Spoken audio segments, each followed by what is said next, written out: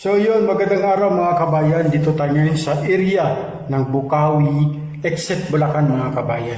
So ito yung area na ito. Update tayo dito sa area na ito, dito sa Bukawi, exit Bulacan. So yan, ito yung area.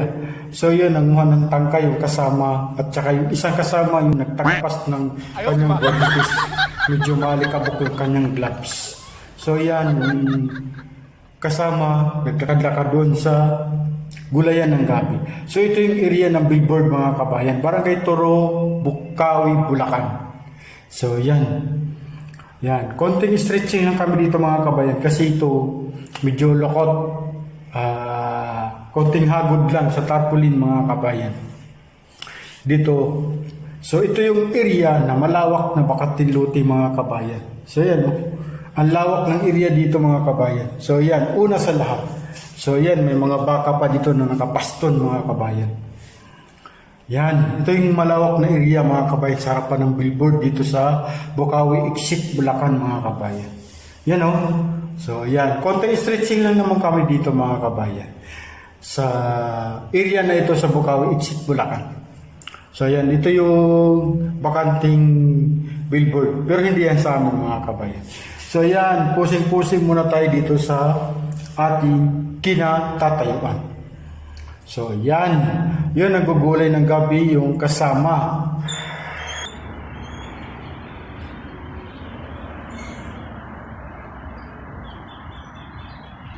Tabi-tabi po, padaan ako ha, dito. Padaan ako dito. Yan, dito. Padaan po ha, padaan. Padaan. Padaan ako.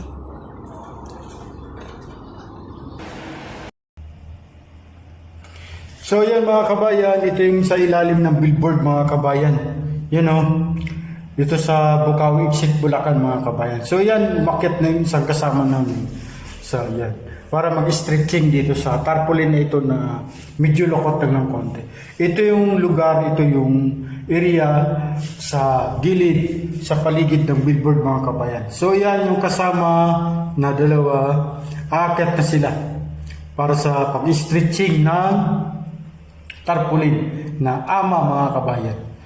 Fishing Manila lang siya mga kabayan.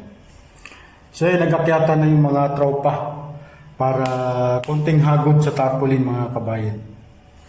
So yan, ito yung billboard talaga na nakatayo dito mga kabayan. Ang height dito mga kabayan sa billboard na ito ay 120 feet. So yan. Yun, may alaga pa na pato. So yan, ito yung mga kambing na nakapaston din dito sa area na ito mga kabayan. Pati mga baka kasama. So yan mga kabayan, nandito sa area na ito sa Bukawi, exit Bulacan mga kabayan.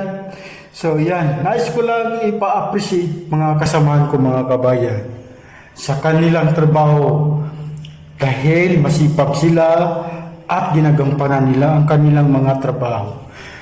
Maraming salamat sa inyo, sa aking mga kasamahan. So yun mga kabayan, hindi ko napabayan yung aking vlog. So nagustuhan nyo itong video na ito, please paki-like and share mga kabayan and subscribe. And maraming salamat po. God bless and mabuhay po kayo mga kabayan.